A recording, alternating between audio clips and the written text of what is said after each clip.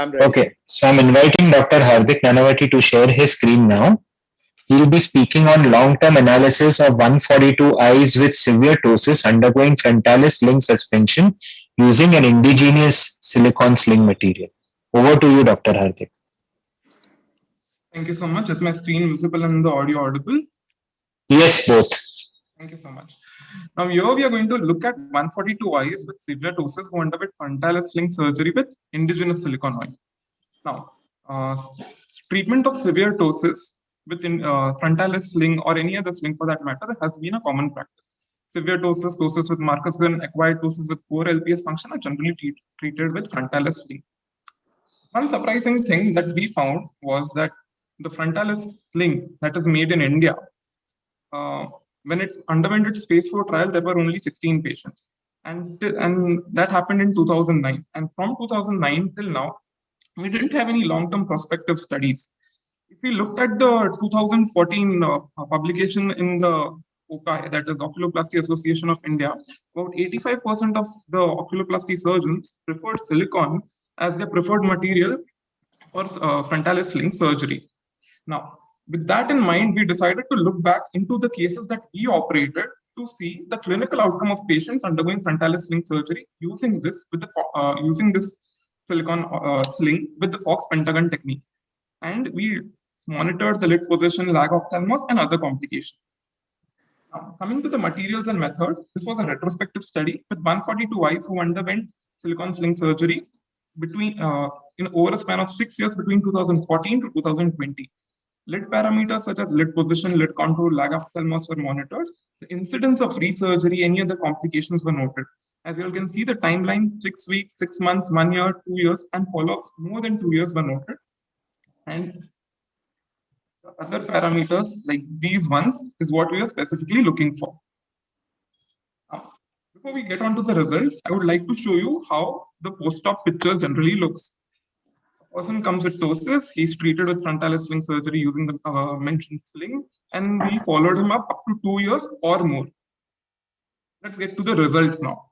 Now, the first thing to be noted is the laterality. Majority of the patients were unilateral, 29 patients were bilateral. If you look at the onset, majority had a congenital etiology, and this is the honest overall view of the 142 eyelids. So the number of people who developed ptosis over a period of time was very low, saying that the surgery was a good success. The number of ptosis eventually had a significant attrition to follow. Up to 44 weeks, we had a very good follow. The longest patient that we saw was at around 5.5 year mark. Now, coming to the efficacy of the study. Now, with respect to the efficacy, more than 90% of the people had a good lid correction, with lid height maintained cosmetically and functionally even up to their last visit. About 9% people had a loss of height on follow-up, of which only 2.4% people had to undergo resurgery. Not just with respect to height, we also had taken into account lid contour, and it was showing an excellent result of 85% plus. About 11% people had an altered lid contour with respect to peaking or a lateral or a medial droop. Now, coming to the safety part of our study. Now, lag ophthalmos has always been a concern in people undergoing frontalis sling surgery, some even warranting a reversal over a period of time because of the corneal complications that might develop. In this patient, overall, this was how the safety profile with respect to lag ophthalmos looks. If you look at the first graph, the number of people developing lag ophthalmos was very low in the first place. So overall, it has a good safety. But if we go to see the number of people, eventually over a period of time, lag ophthalmos which persisted more than 6 months tend to persisted even after 6 months. And the average severity, as you all can have a look at the graph on the right, average severity came down overall, but it still never recovered to normal. Now, was there any intervention done to people treated with severe lag ophthalmos? The answer is yes. Many people needed a second surgical re-intervention in view of the complications that arose because of the surgery or unrelated to the surgery, let's say trauma causing a secondary infection or something like that. So we decided to dissect it out. 6 out of 142 eyelids that underwent surgery had a surgical site infection, and that formed the major group of people who had to undergo resurgery in our study. Loss of action was found only in 2 cases who needed who had significant concerns and had to undergo a resurgery. 3 people had severe exposure keratopathy leading to corneal complications, which had to be treated with tarsorrhaphy or removal of the sling. So, in conclusion, frontalis sling with indigenous silicone oil has a very good outcome. There was a loss of height on long-term follow-up, but it rarely required a resurgery. The procedure has a good surgical site safety and an excellent corneal safety profile, considering only 3 people had some corneal complications out of the 142 eyelids that were operated. 1 minute left. With respect to the discussion, now one tangent that we can discuss upon is the comparison of frontalis sling made in India versus other countries, as well as other materials like Facialata, Gore-Tex, etc. Now, this study, we didn't compare anything, so that is not something that I would like to include in the conclusion. Ptosis recurrence rate has been reported as low as 5 to 11%, and frontalis suspension procedures, lag ophthalmos, and recurrence of ptosis is not uncommon. There are multiple surgeries which show that. That's all with respect to my presentation. Thank you so much. Open to questions. It was very good and well on time, Dr. Hardik. Thank you so much, sir. Yeah, Dr. Feroz and Dr. Marathi, sir, do you have questions for Dr. Hardik? I think it was a very good presentation, and slides were also very nicely prepared. What he has honestly said that long-term follow-up is the issue, and it is the issue everywhere. But considering the results and study what he has presented, I think it was a good one. Dr. Feroz, sir, your comments? Yeah. Nice presentation by the young man. And only thing I wanted to ask him was and I think he mentioned it, that they didn't make a comparison with any levator surgery. I don't think he did. They looked into that aspect of it, no? No, sir. We considered only patients who underwent frontalis sling surgery for a severe dose. This didn't consider levator, Yes. or any of those aspects. And it was over a 5-year period, isn't it? We had the longest, about 15 patients of the 142 eyes had a follow-up of more than 3 years. Which is good. Yeah. Which is good, because these sort of surgeries are known to cause failure rates are pretty high in these procedures. Very nicely done. Thank you so much, sir. So I assume Dr. Swapnil is ready with his next talk. Dr. Feroz, I interrupted you. You were saying something? No, I'm all right. Okay. So Dr. Swapnil, can you please load your slide while I introduce your talk? Your free paper is on DSO with ripasudil support in a case of trampolining chronic DMD. Yes, I'm ready. I'm not able to share my screen. So for that, Hardik has to stop sharing his. Yes. Yes, sir. So Swapnil, now you will be able to share. Yeah, can you do it now? Are you able to see my screen? Yeah. Yes, see and hear. It is visible, yeah. Very good afternoon to everybody, and I would like to thank BOA as well as MOS for giving me this opportunity. My talk today is on DSO, that is Descemet stripping only with ripasudil support for a case of trampolining DMD. We have no financial disclosures concerned with the subject matter. Our case was a 65-year-old female who was referred after 1 year of cataract surgery done at a charitable camp with complaints of redness, watering, photophobia, and poor visual recovery post-operatively. She had been given a trial of various medication and gave no history of any systemic disorder. On examination in the right eye, the visual acuity was counting fingers close to face, and in the left eye was 618. On slit lamp examination, inferior corneal stromal as well as epithelial edema along with few bullae was noted with multiple taut DM folds crisscrossing over the inferior half of the cornea. The anterior chamber was quiet and posterior segment was a very poor view. Other eye was essentially normal. There was no guttae seen in the other eye, and NS3 cataract was noted. The intraocular pressure by ICT was 23 and 21 millimeters at 11 a.m. These are the OCT as well, OCT images of the patient, in which you can see the inferior shallow DMD. This was trampolining, which cannot be demonstrated on OCT very clearly, and if you see the pachymetric map of OCT, an inferior thickening with maximum thickening of around 750. As at first trial, we gave the patient a trial of trampolining DMD release with the DMD attachment. The patient was clearly explained the procedure and informed consent was taken.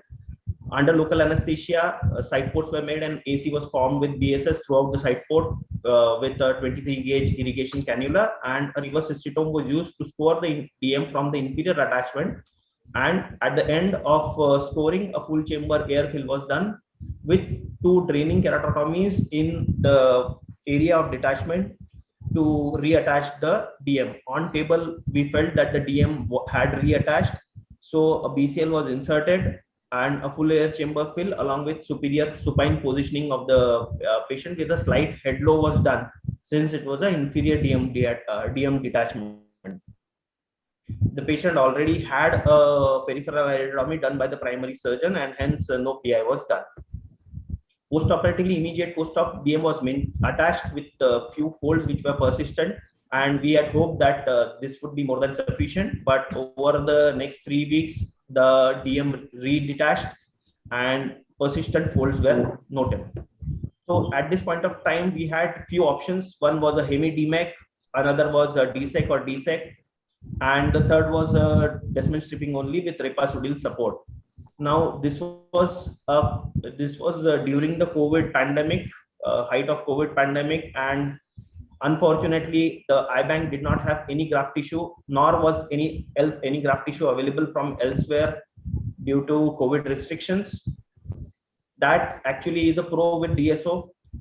Another thing is, in case the DSO fails, you can always go in and do a DSEC or DMEC.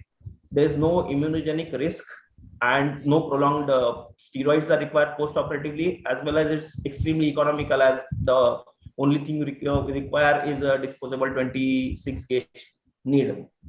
The cons of DSO were prolonged recovery period, and it's slightly risky in our case because we do not have access to a specular microscope to judge the cell density in the peripheral cornea. So the procedure was explained to the patient and informed consent was taken. The epithelium was debrided to improve the visualization. The area to be stripped was marked on the anti-estomal surface, and a descemetorexis was initiated with a reverse histotome. A limited Descemet stripping of around 4 millimeters to 3.5 millimeters was done with a reverse Sinskey, and this area was limited to the area of DMD as noted on ASOCT. At the end of the day, at the end of the procedure, anterior chamber was formed with air and a BCL was put in. Post-operatively, the patient was started on antibiotics, topical moxifloxacin 4 times per day, tapering steroids, prednisolone 4 times per day, tapered to 1 over a week.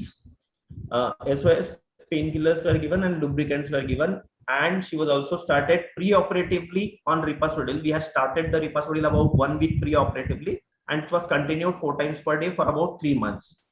Over a period of next 2.5 to 3 months, we noted a gradual clearance of the corneal edema with significant symptomatic improvement, and we were happy to get a final BSCVA of 6/12 with mild corneal scarring at the end of 3 months. This corneal scarring was attributed to the prolonged edema that was there since the patient presented almost 1.5 years later.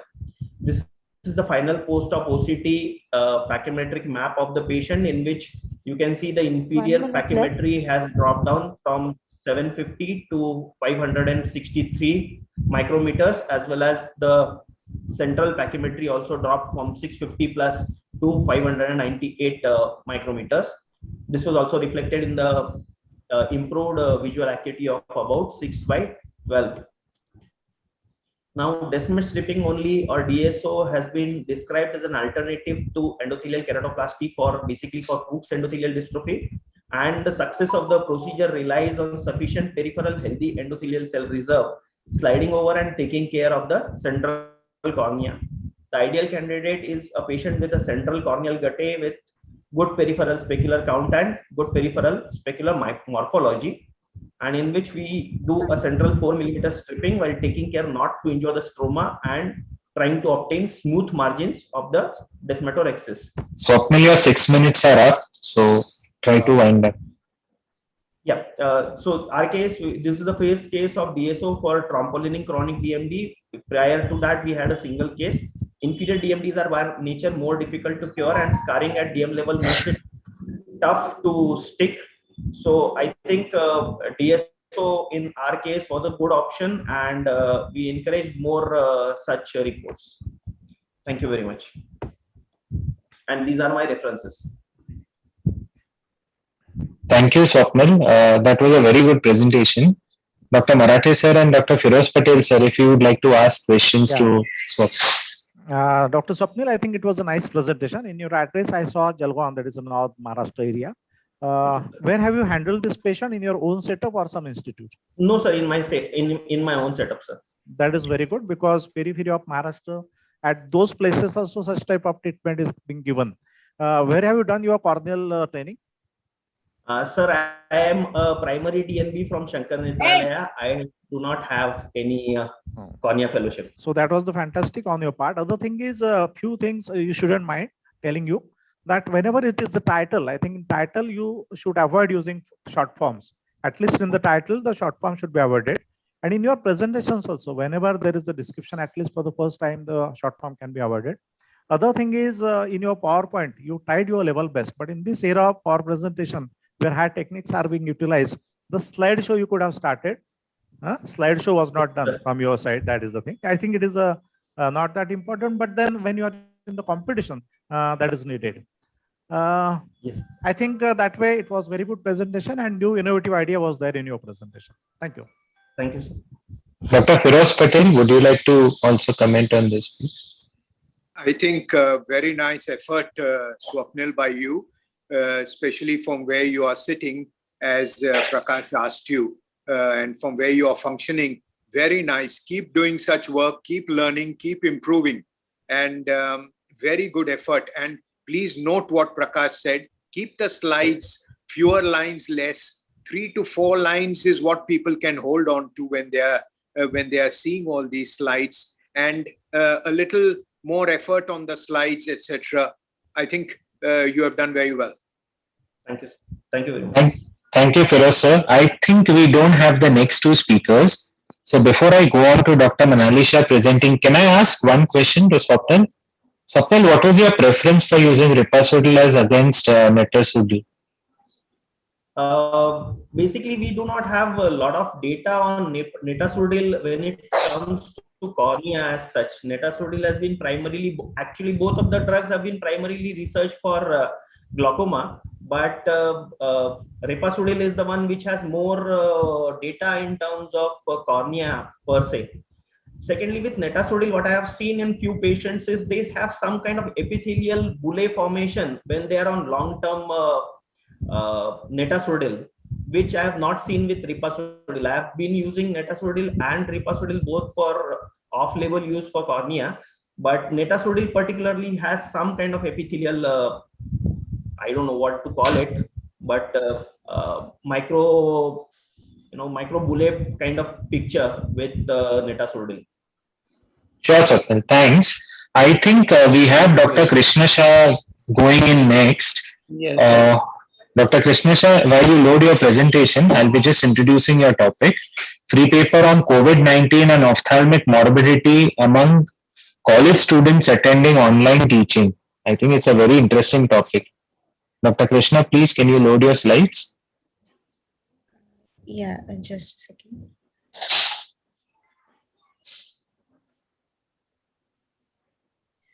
Am I audible? Yes, audible, and your slides are visible. Please go ahead. Good afternoon, everyone. My today's topic is COVID-19 and ophthalmic morbidity among college students attending online teaching. So COVID-19 emerged in December 2019 in China and became a pandemic situation worldwide. Academic sector was among the first few sectors that faced rapid and complete shutdown of all its activities. Collegians and youngsters are known to have a long duration of screen view, be it the use of computers, tablet, mobile phone, or gaming consoles. The lockdown has further compounded the problem with the virtual classes, making it increasingly difficult to use the screen time of young eyes. Digital eye strain, also known as computer vision syndrome, involves a range of ocular and visual symptoms, and the prevalence of it is 50% or more among the computer users. Longer screen time leads to eye strain, irritation, burning sensation, redness, and blurred vision and double vision. The symptom commonly managed by the use of appropriate lighting while using devices, careful positioning of the digital device, and screen distance, and taking breaks in between. So our primary aim was to document the various effects of online teaching on ocular morbidity, and secondary aims were to estimate the prevalence of digital eye strain and to identify the associated risk factors. So an online survey was conducted on July 2020, and all the students of various academic colleges of Gujarat has taken part.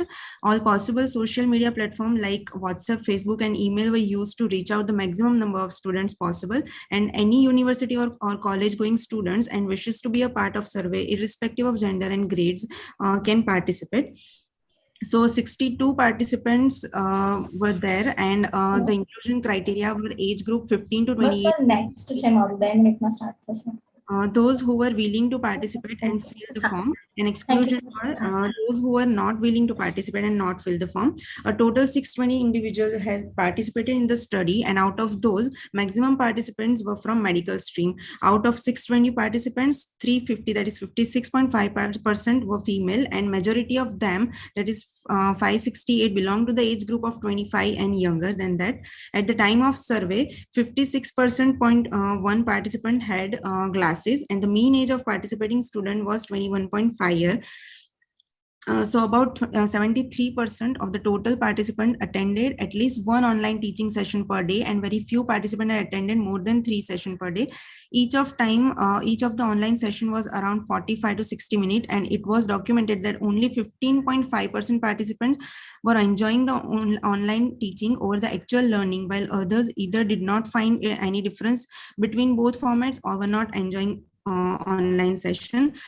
So when question was asked that apart from studying, for which purpose you used to be online, 73.9% we found that people used it for online series and movies, and rest 12.3% were for gaming and stuff, and rest for the headache was the most common problem experienced by the participant, followed by pain in eyes, excessive rubbing of eyes, watering, and redness. Above mentioned problems, except redness and watering, were noticed more in participants who look at the screen at distance less than 40 centimeter, followed by more than 40 centimeter distance, and variable. This difference is statistically significant for the excessive rubbing of eyes and pain in eyes. Those who have attended one or less than one session, or they had experienced less problem compared to those who have attended 3 sessions per day, found differences statistically significant for the pain in eyes and redness and headache. So when questions were asked regarding eye care consultation, 83% used to have use any eye drops, and they have 87.9% has contacted the eye specialist for their eye related problems. So the current study sought to document the effect of online teaching and to identify associated risk factor. Attending classes online without break is strainful to their eyes, said to be causing problems like dry eye syndrome, burning, watering, redness, headache, and excessive rubbing. Out of all these reported symptoms, headache was the most common problem experienced by the students, and this study reveals that those who are attending more than 3 sessions per day experiencing more ophthalmic problems, and the longer daily smartphone use was associated with higher likelihood of experiencing or having ocular symptoms. So to conclude it, that online teaching has affected the young population, which has reported a trend of ophthalmic complaint like increased eye strain and other eye related problem in university or college going students, and affected their study. Eye related problem experienced by students during the process of online teaching are associated with variety of variables like number of session attended, distance, and the enjoyment level. The excessive rubbing of eye is associated with level of enjoyment and at the distance device is kept. Pain in eye is associated with at what distance device is kept and number of session attended. Redness is associated with number of session attended, and headache is associated with level of enjoyment and number of session attended, while watering is associated with enjoyment level. So it is recommended to prevent digital eye strain is 20-20-20 rule. That is every 20 minutes take a break of 20 seconds and keep distance of 20 feet. These are my references. Thank you very much. Thank you, Dr. Krishna. That was bang on time. I now invite both the judges to question Dr. Krishna. Hello, Dr. Krishna. I think it was a nice presentation. Only after reading that subject, I thought probably your study will be related to COVID-related things. But I think it is only COVID era and your study. Am I right? Yes, sir. It was physically conducted on July 2020. So it was the starting year of Malab. It was. I mean, I think we have not considered about COVID complications, but probably COVID era you have thought. Yes, sir. Another thing is, I think this particular age group, what you have studied is very smart, over smart age group, and they themselves refer Google and everything, and they try to teach us. That is an unfortunate thing. Another thing what I have noted is they have been spending more of their screen time for movies and series, and that is the unfortunate part. And third thing is self-medication. And whenever we prescribe them some medication like lubricants or all, they do not follow it. That is an unfortunate story. And I think it was a good comparative study. What was the innovative thing you thought about in this study? So basically, we wanted to see that whether this excessive online teaching is harmful to our eyes, or what are the contradictories to excessive online teaching. I mean, this is the general topic. Most of the general ophthalmologists, as general ophthalmologists, we know about it. Means your presentation was also very good, but something innovative you must have been thinking to present this. Feroz? Yeah, Krishna, one little point I'll add to you, which I tell not only my young patients, but my older patients also, that sometimes they are sitting in a closed room, and this eye strain goes on. What I advise them is after 20 to 30 minutes, they can use cupping, keep their eyes open and cover and palm their eyes so that it relaxes the pupil, relaxes the ciliary body, and the strain goes down. And if they have a nice view from their house, they could step up to their balcony and look out into the horizon for a few minutes, which also relaxes the eyes, and then they can come back and get on to their studies again. Yes, sir. Yes, sir. Dr. Feroz, very, very useful points. Krishna, can I ask you a couple of questions? Yes, sir. You have concluded in your study that the people who did online teaching for more than 3 sessions significantly had more problems than 1 session. Now, the people who actually did 1 session could be also the ones who spend those extra hours of other screen time for other purposes like movies, etc. So you cannot conclusively say till you actually measure screen time in terms of everything that was done. I don't think that just restricting yourself to online studies for an hour, which did it mean that they didn't spend any other time on the screen for any other purpose? Yes, sir. I should have considered that. Yes. That is one point. The second point is the distance is very important. Let's say when you're doing any online or you're spending a lot of screen time, the distance of the screen from the person with regards to the number of hours spent is very important. If online series is seen on a screen that was distant, probably that factor would be significantly different from if the series or the online teaching was done on laptop, which was kept at a closer distance. Yes. So probably that accommodative factor also needed to have been considered. Yes. We'll go on to the next presentation, next paper by Dr. Manali Shah. Manali Shah, can you load your presentation while Dr. Krishna takes off the presentation from the screen? She is going to speak about a profile of premature babies coming from retinopathy of prematurity screening. Over to you, Dr. Manali.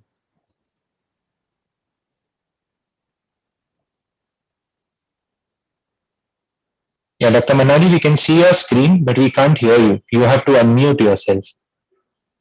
Dr. Manali, please unmute yourself. Dr. Manali, we can't hear you. Yes, now am I audible? Yes, you are audible now. Please go ahead. I'll start your time now. Yes. Good afternoon, everyone. I'm Dr. Manali Shah, presenting my paper on the profile of a premature babies coming for retinopathy of prematurity screening. As we all know, retinopathy of prematurity is a major cause of preventable blindness in the children. Low birth weight and prematurity remains the major risk factor for the development of ROP. India accounts for the most preterm births in the world, which is around 3.5 million. India has the third highest incidence of low birth weight, which is about 1.7 million babies weighing less than 2,500 grams and about 0.4 million babies weighing less than 1,500 grams. With increasing survival of babies with prematurity and low birth weight because of the extensive improvement in the neonatal care, ROP is emerging as a potential risk factor for visual loss in such cases. More than 3,000 infants become blind or visually impaired each year due to the lack of screening and treatment for ROP in India. Incidence of ROP in India is between 38 to 51.9% in preterm infants. ROP being not present at birth, it requires timely screening and regular follow-up to identify such cases and provide timely treatment to prevent the visual morbidity. Aim of the study was to evaluate the clinical and demographic profile of premature babies which are coming for the screening of ROP. We did a retrospective analysis of data for ROP screening containing around 98 babies which were screened between April 2020 to April 21 at the Tertiary Care Hospital of South Gujarat, which is the GMERS Medical College and Hospital of Valsad. This ROP screening was performed once in a week, that was every Thursday, with a trained and experienced vitreoretinal surgeon and pediatric department collaboration. Pupils were dilated with tropicamide and phenylephrine eye drops. Fundus examination done using indirect ophthalmoscope and 20 diopter lens. Video indirect ophthalmoscope used for teaching and training purpose.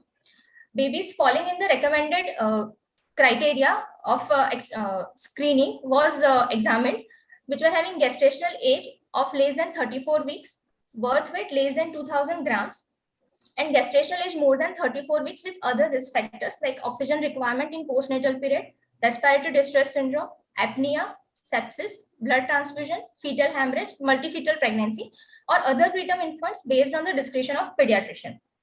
The recommended time for first ROP screening is before 30th day of life and by the 20th day of life in smaller babies that are less than 30 weeks or weighing less than 1.2 kg at the birth. ROP treatment criteria were followed according to the ET-ROP guidelines, that is Zone 1, any stage with plus disease, Zone 1, Stage 3 without plus disease, and Zone 2, Stage 2 or 3 with 2 or more quadrants of plus disease. On analyzing the data, we have examined almost 98 babies, out of which 42 were female and 56 were male babies. We have also seen 4 twin gestations, that are 8 babies, one triplet gestation, that is 3 babies. Majority of the babies examined were falling in the criteria of gestational age below 30th week, which was including 44 babies out of total 98. The other second major group was between 31 to 34 weeks, which were having 31 babies. Beyond 38th week, we have also examined some number of babies because of some other risk factors present. Birth weight, maximum number of babies again fall in the birth weight group of 1 to 1.5 kg, that are 59 babies, and less than 1 kg were having 15 babies. ROP stages at the time of screening were seen at the different stages in varying proportions. A majority of having immature stage or the stage 0 of ROP with 139 eyes out of 196 eyes examined. We have also seen pre-plus in 20 eyes, plus in 7 eyes, and AP-ROP stage in 2 eyes, while 16 eyes were having mature retina at the time of presentation. Over the period of 1 year, out of total 98 babies examined, 20 babies completed the follow-up as advised. 29 babies lost to follow-up after initial screening, which was performed when the baby was admitted in the neonatal care unit. And 16 babies were falling in the criteria for ROP treatment. Out of the 16 babies who required the treatment, 9 were male and 7 were female babies. Of those 16 babies, out of those 16, 12 was having gestational age of less than or equal to 30 weeks. And most of the babies requiring reference treatment was falling between the post-conceptional age of 31 to 34 weeks. Again, the birth weight of out of those 16 babies, 11 babies were falling in the criteria of 1 to 1.5 kg of birth weight. On the basis of the study, we found that again, low birth weight and prematurity remains the major risk factor for development. If we timely screen and regular follow-up and give treatment, we can reduce the burden of ROP-related blindness in such populations. These are the references which I have used, and thank you so much. Thank you, Dr. Manali. Over to the judges. Firoz sir, you want to say first? Pardon, sir? No. Nothing Firoz sir much, wanted to say. nothing much. Nice presentation by the young lady. Thank you, And yes, I think Somil might be able to put even more Yeah. light. Can I say something now? Yeah. Please, sir. Dr. Firoz sir comment. I think it was nice presentation. When you are asking the patient to come for follow-up, how will you means that particular date? How will you tell that patient? We usually give the specific date, either it example? is 1 week For- follow-up or for a 2-week example? follow-up.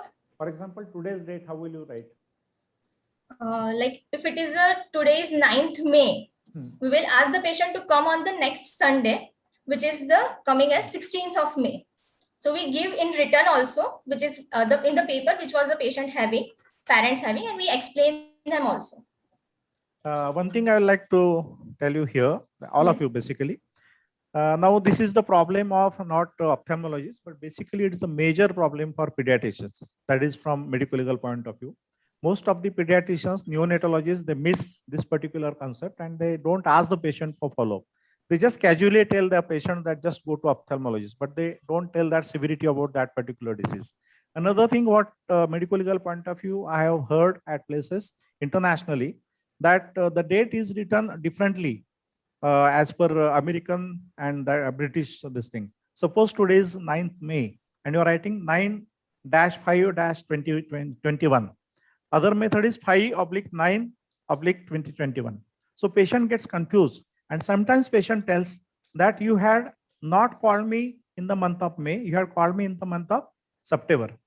So that way, major period is forgotten and the follow-up is not done by the patient. And that is a critical situation. So medical legal point of view, I think you must write the month properly. And wherever the gynecologists, pediatricians are involved, I think as ophthalmologists, we must convey this message to those two fraternities. And their role is also very important, medical legal point of view. We must not forget that. I think it was a nice presentation. Thank you so Somil, you can much. add. Yeah, Manali, just wanted to ask you, I don't know whether you covered that. Out of the 16 babies that required treatment, do you know what treatment was given to what proportion of patients? On taking the follow-up, out of the 16 babies, only 4 babies have taken the treatment, out of which 2 have taken the ROP laser and 2 have taken the anti-VEGF injections, who came to us after the treatment for the follow-up, while rest have not taken the treatment, as well as they did not turn up for the follow-up also. Okay, you mean to say the remaining 12 out of the 16 did not require any treatment for ROP? No, they required. We have counseled also, but they failed to take the treatment, either because of the economical reason or because of the transportation facility, which is not available from the rural area as such. And you don't know what has happened of them? Was some efforts done from your side or hospital side? Actually, basically the treatment protocol, because we don't have the treatment part at our hospital setup, we used to refer the patient, we counsel them, and we do inform them on follow-up also on the phone also. But they deny to go, or they are not taking it seriously even after such counseling sessions also. You must have told that, but the important thing is just come again for follow-up. That word is little different. But if you don't come again for follow-up, there is the risk of blindness. I think we must tell these patients. You must be doing that, of course. Yes, sir. Thank you, Dr. Marathe, for all those inputs. They were very, very useful. I would go on to the next talk by Dr. Chandni. I was told that her talk has taken place in the earlier session. So we'll proceed ahead with Dr. Shailaja. Dr. Shailaja, please load your presentation. Yes. So her paper is on thin corneas, a red flag for glaucoma progression. Dr. Shailaja, over to you. Can you see my screen, sir? Yes, and we can hear you also. Please go ahead. Good afternoon. I am Dr. Shailaja, first year resident, and my topic is thin corneas, a red flag for glaucoma progression. Glaucoma is a chronic, irreversible, multifactorial progressive neuropathy. It is the second most common cause of blindness worldwide. Primary open-angle glaucoma is the predominant type of glaucoma. It has a devastating impact on the quality of life in patients in the advanced stages of the disease. The association between central corneal thickness and glaucoma progression is an area of recent interest in patients with primary open-angle glaucoma. Central corneal thickness can be influenced by many factors, including the ethnicity, genetics, age, glaucoma treatment, and the subtypes of glaucoma. The above factors need to be considered in the evaluation of the glaucoma patient's central corneal thickness and its risk stratification. Many studies have shown genetic factors contributing to the central corneal thickness reduction. Importance of the central corneal thickness in relation to ocular and non-ocular conditions is increasing, and a lot of research has been going on in this direction. The aim of our study was to determine the correlation between the central corneal thickness and the cup disc ratio at the optic nerve head in diagnosed cases of primary open-angle glaucoma. My sample size was of 500 patients. The study design was cross-sectional observational study, and the study site was a tertiary eye care center. The study included 500 patients of POAG visiting glaucoma clinic at a tertiary eye care center over a period of 3 months, starting from October 2020 to January 2021. A comprehensive ophthalmic examination was conducted. A detailed history of all the patients was taken, including the age, sex, race, family history, history of any systemic illness, and history of glaucoma medication. Examination. All the patients undergoing contact procedures were tested for COVID-19. Visual acuity was recorded using the Snellen's chart. Intraocular pressure was measured by the Goldmann applanation tonometer. It was measured before dilatation. Average corneal thickness was measured using ultrasonic pachymeter. Gonioscopic examination was done using a Goldmann single mirror gonial lens. Vertical and horizontal cup disc ratios using slit lamp bimicroscopy with 60 diopter lens, and these findings were confirmed by the Heidelberg retinal tomography. Visual field data using Humphrey's visual field analyzer were recorded. My inclusion criteria: all the COVID negative patients with primary open angle glaucoma giving consent for the study. Patients of primary angle closure glaucoma, secondary glaucomas, and all those with ocular comorbidities were excluded from the study. The observations of the study were, out of the 500 patients of primary open angle glaucoma, 360 patients were recorded to have a corneal thickness less than 555 microns. The following bar chart shows the distribution of the primary open angle glaucoma patients according to their cup disc ratio, mild, moderate, and severe. Here the correlation between the central corneal thickness and the cup disc ratio can be seen. Out of the 360 patients having a thin cornea, 37.5% patients had an advanced CD change at the optic nerve head, which was more than 0.7. In our study, we observed that the patients with POAG who had thinner corneas tended to have advanced cup disc ratio on initial examination.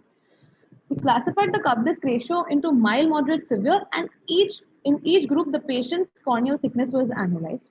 According to an article published by the British Journal of Ophthalmology, an univariate analysis of 137 patients of primary open-angle glaucoma, the CCT was inversely correlated with the cup disc ratio at the optic nerve head. Another study by the Duke University conducted over 350 patients showed that a lower corneal thickness was significantly associated with worsening of glaucoma and increasing vertical and horizontal cup disc ratios. A study in Asian population in 2010 conducted over 205 patients suggested that thin corneas may have an association with a weak optic nerve head and may be related to the thin lamina cribrosa leading to glaucoma progression. The statistical test used was a chi-square test, and the chi-square statistic for this data was 83.19, and the p-value come out to was less than 0.001, which shows that the data was significant. The limitations of my studies were the factors influencing corneal thickness, such as long-term use of prostaglandin analogs and myopia, were not ruled out. A strong linear correlation between the central corneal thickness and advanced glaucomatous changes at the optic nerve head was seen, and CCT can be considered as a clinical factor for identifying patients at high risk for progression. My take-home message is that the corneal thickness should be considered as an important parameter for all POAG patients and should be measured at the very initial examination, and a regular monitoring of this corneal thickness should be done. Also, corneal thickness of family members of patients having POAG should also be recorded. These are my references. Thank you. Thank you, Dr. Shailaja. Over to the judges for their comments and questions. I think it was a good correlation. Most of us know that means thin cornea and glaucoma relationship, and it is wonderfully presented. Doctor? You are a first-year student, are you? Yes, sir. So only 1 year in ophthalmology.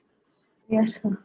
Right, right. That was a nice effort, but please do remember, I hope you heard Dr. Prakash give his advice on making slides and presentation. Do remember your points for the future, dear. It will be, you will get better and better. And I think you've got a long way to go and a lot of reading to do. Yes. All the very best. Thank you. Shailaja, can I ask you one question? Yes, sir. So you said that in all patients you did measure IOP by applanation tonometry. Yes, sir. So you correlated thin corneas with vertical cup disc ratios. Yes, sir. The biggest confounding between the two, or the missing link between the two, is IOP. What if the certain corneas with thinner IOPs had higher IOPs or cornea corrected, CCT corrected IOPs, and they had a higher CD ratio? So there should be a missing link for even IOP correction. And let's say some corneas that were thin did have normal IOP and yet had a higher CD ratio. So would that be possible? So there's that one missing link of IOP that is there in between. Or do you feel that IOP was not contributory? IOP was uniform across all the patients? Because most of the patients were already on some medication as they were diagnosed of POAG. So their IOPs were within the normal range. But when they came to visit our glaucoma clinic, so the data I took was like the pachymetry and what was the CD ratio at that time of the patient. Even after, like the IOP was within control because of the glaucoma medications that they were already taken. No, was the IOP corrected for the CCT that was under control? Yes, okay. The pachymetry, it is added in the applanation tonometry reading, and then the IOP, if that is within the normal range, only then we further evaluated the patient. Excellent. Very good. Can I have one question? Yeah. Yes. Please, sir. Right, in the myopia, there is the thin eyeball, and that way, that thin cornea, myopia, and glaucoma, is there any relation? Some studies do say that in myopia, like because of the stretching, even the sclera is thinner and even the cornea might be thin. So, but we haven't really taken that into consideration. So, Shailaja, you did mention as a point that myopics have a thinner lamina cribrosa and probably are more susceptible to optic nerve damage even by normal pressures. So that was yes, point but in these patients, we haven't ruled out the factor of myopia. Fair enough. Okay. Excellent, Shailaja. We go on to the next free paper. That is by Dr. Namita. Dr. Namita, can you please start loading your slides while Dr. Shailaja takes them off? She is going to be presenting on study fundoscopy and OCT finding in resolving Vogt-Koyanagi-Harada disease. Dr. Namita?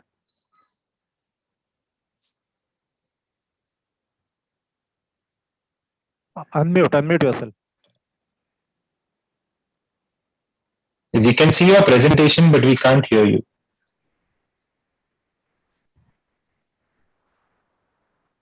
Am I audible, sir?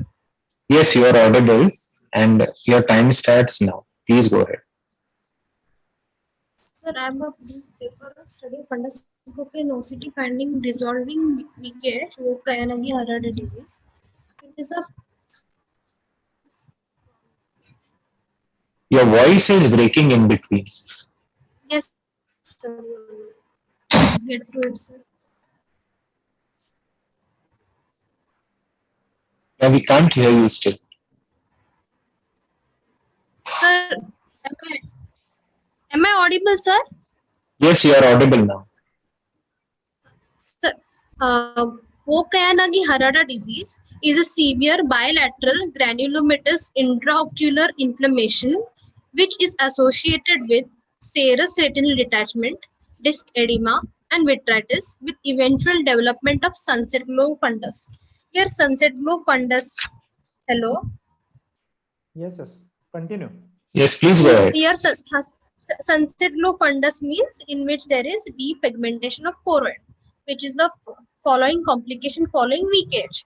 It is an autoimmune inflammatory condition which is mediated by T cells, to be particular CD4 T cells, which are associated with interleukin 6 and 11 and 17, which specifically target the melanocytes.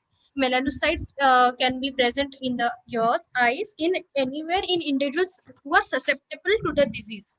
In this year, I report a case of aged 40 years male presented with sudden onset of diminution of vision in both eyes for 2 days. It was not associated with pain, photophobia, or watering. It headache, and patient was non-diabetic and was non-hypertensive. There were no similar complaints in the past. Here I come to the fundus findings. Findings were hello. Please continue. There Please is continue. findings of fundus showed exudative serous detachments more in the along the superior and inferior arcade. And also the OCT findings showed multiple neurosensory detachment, which are again suggestive of exudative retinal detachment with subretinal septi, which were again seen in multiple quadrants. The findings which correlated with the fundus finding were more at the fovea in both eyes. However, both the findings were more in the right eye than the left eye. We see there are 4 stages of Koyanagi-Harada disease. In the prodromal stage, then there is acute uveitic phase, convalescent, and chronic recurrent. In prodromal phase, there is headache. There may be tinnitus. There may be other findings which patient it may go unnoticed. Patient may have fever, nausea, vertigo, uh, uh, and then patient may go to acute uveitic phase. The prodromal phase is light and it is mostly goes unnoticed. And acute uveitic phase, patient starts complaining of sudden onset of vision, uh, and patient comes with mostly that complaints.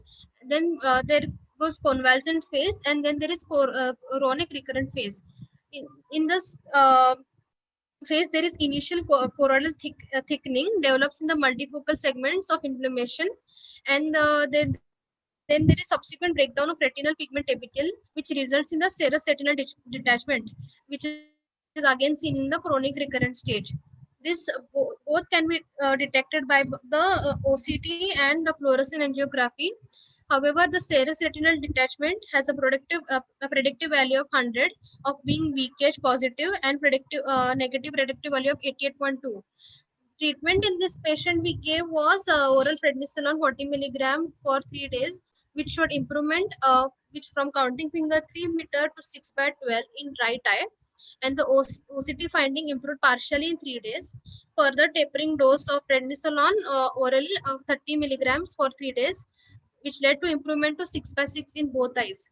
The fundus findings following improved. The exudative detachments were reduced, and the patient vision improved. Again, we saw this is the OCT finding in which the septi had reduced, and the serous exudative detachment also were reduced, and almost the fundus fovea appeared normal post 3 days of treatment with oral steroids. So here in which leakage is severe inflammatory disease, but due to prompt and aggressive treatment led to better visual outcome. High dose steroid were are therefore the still cornerstone of treatment of initial treatment of leakage. Therefore, OCT has allowed us for specific delineations of changes in retina and retinal pigment epithelium that were less evident on clinical examination, and thus proves an impressive technology for diagnosis and prognosis of leakage. These are the references, and thank you. I think it was a good try. Just come to the first slide again. Yes, 1 minute, sir.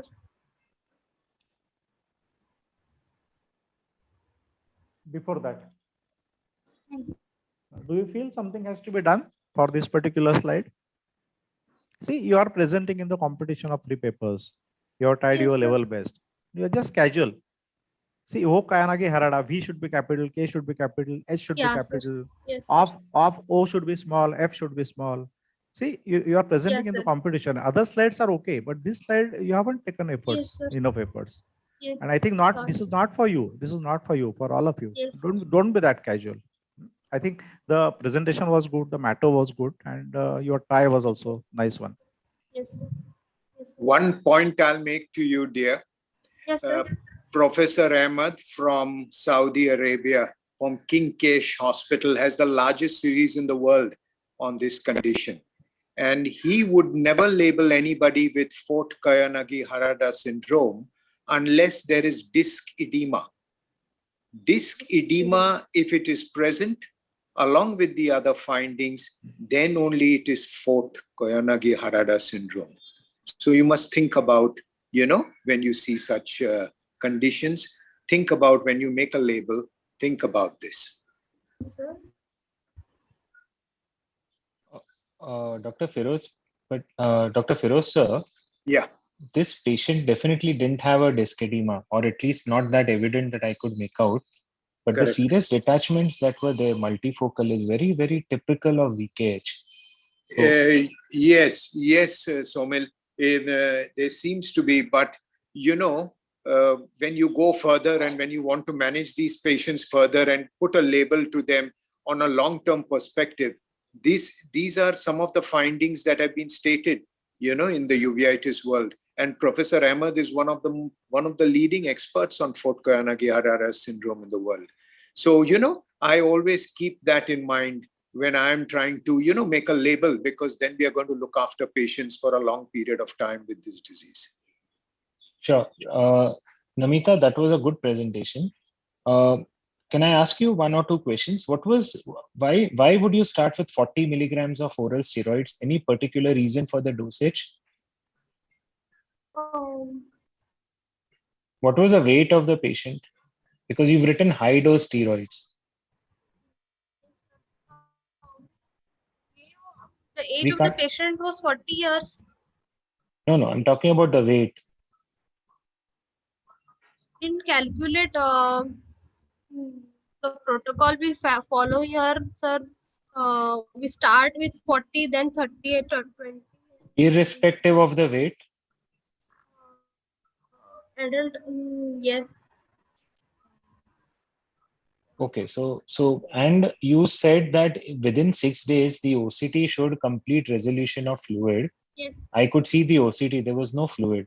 Now the vision also improved, you mentioned, but I didn't find anywhere what was the vision at the end of 6 days.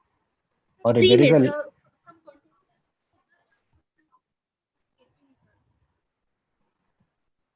You are not audible. You are not audible. Hello, sir. Yes. The vision improved from 6 counting finger 3 meter to 618, sir. On the 6th day, right? Yes. Okay. Sir. So, I just want to ask the judges, any comments on the dosage of the oral steroids? I think this is almost as some of the physicians would say a pediatric dose. When you start with it, you give a full dose. Of course, take the body weight into consideration, but a full dose, which would be 80 milligrams, it is 1-8-80 prednisolone, dexamethasone, and betamethasone. If you 1, 8, and 80 is how you would start with the dosing. So I think this is half dose. literally given to the patient, and it has improved. But you should, you'll have to follow up and just watch how these things do. But dosing should be correct. Dr. Marathe sir, I think what you said, whenever such big doses of steroids are being advised, I think it has to be correlated with the weight and not the age. So that's a good point you have told, Dr. Somil. And I think as second year student, she will be learning a lot in future, and all the PG students, they will take care of these things. Sure. Thank you, sir. Thank you, Dr. Namita. I think we have a last fee paper to be presented by Dr. Damini. I would request her to load her presentation. She will be speaking on Leber's congenital amaurosis.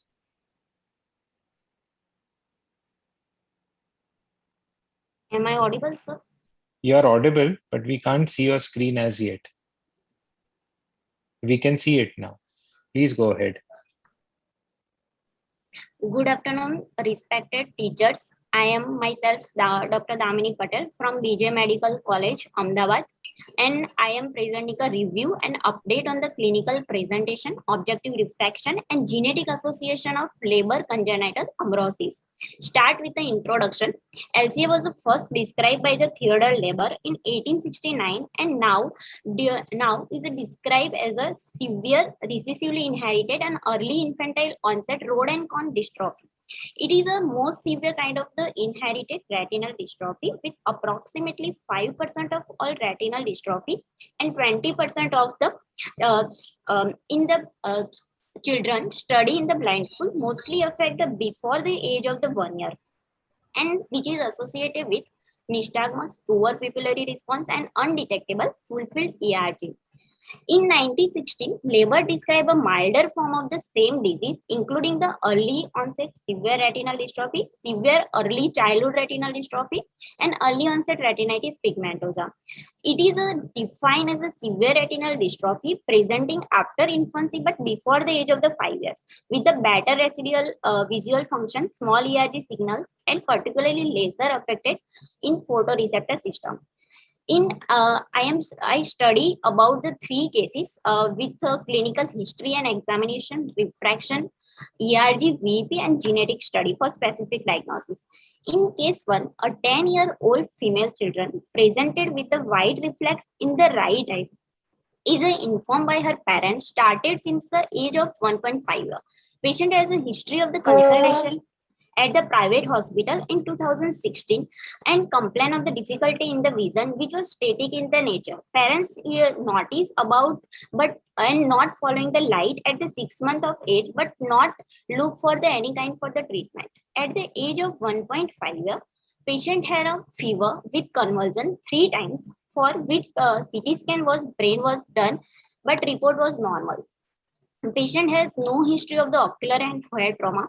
In investigation, abnormal flash VEP study suggestive of the disease about the central visual pathway, and abnormal flash ERG is a suggestive of the retinal disease and evaluated for the pathogenic homozygous missense variation in the exon 16 of the GUCY2D gene. At the age of the 10 years, she had developed the cataract in both eyes, associated with the nystagmus, and operated for that. After cataract surgery, glasses prescription was prescribed was a hypermetropic, is a prescribed according to the refraction, and fundus examination was within normal limit. In case 2, a 9-year-old female patient, younger sister, with the complaint of the difficulty in the vision since the last 1 month. She had a similar presentation as her sister, but was the lesser in the severity. In clinical examination, she has a nystagmus with a photophobia and no sign of the cataract. Refraction for the glasses was the hypermetropic, and fundus examination was within normal limit. In case 3, a 2-year-old male patient, youngest brother, presented with the difficulty in the vision as informed by his parents, which was associated with a white reflex in the right eye and diagnosed with the congenital cataract. In clinical examination, he had nystagmus, photophobia, ocular digital sign, which named as a Franchitis ocular digital sign, which comprised the eye poking and pressing and rubbing, which was shown in the figure in the right side. In fundus examination had the hyperemic disc, arterial attenuation, and rest within the normal limits. Abnormal flash VEP report suggestive of the disease in the central visual pathway was found. He was later operated for the right eye cataract surgery. So LCA is a highly clinically and genetically heterogeneous disease inherited as an autosomal recessive in most of the affected cases. Certain genes are most frequently associated with the LCA is a GUCY2D gene, NMNAT, CEP219, AIPL, where the mutation in the other include the RP65, LRAT, RDH is more commonly result in the EOSRD phenotype. GUCY2D gene was the first gene to be associated with the LCA, one of the most common, and accounting for the approximately 10% of the cases. And patients with the GUCY2D gene have the relatively normal fundus and also experience a significant photophobia in contrast to the other genotypes. The pathophysiology of the LCA may be related to the inability to undergo for the phototransduction due to the disruption in the visual cycle, to not develop the photopigments. So therefore, the phototransduction cascade cannot initiate it, and visual neuronal signals are not propagated to the visual cortex. Complication may be like keratoconus, cataract, anophthalmos, retinal atrophy, etc. My take-home message is a careful examination, detailed investigation, including the electrophysiological, is an accurate diagnosis, but more specific diagnosis, we would molecular genetic study done, helping for the visual rehabilitation and prevent the complication. These are my references. Thank you.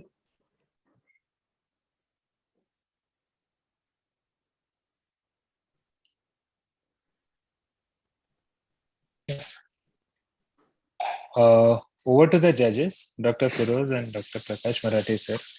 Yes, Damini, nice presentation. You Thank made you, a sir. nice effort to explain, a dry and difficult topic. Well done. Well you, done. sir. I think it was a wonderful presentation and such important and important syndromes and rare cases most of the time should be identified in a proper way, and the special treatment is needed for such patients. And at your level, like exam going students and PG students, such syndromes and odd cases and rarity of cases must be examined thoroughly, should be searched out properly from that point of view. Thank you. Thank you. Thank you, sir.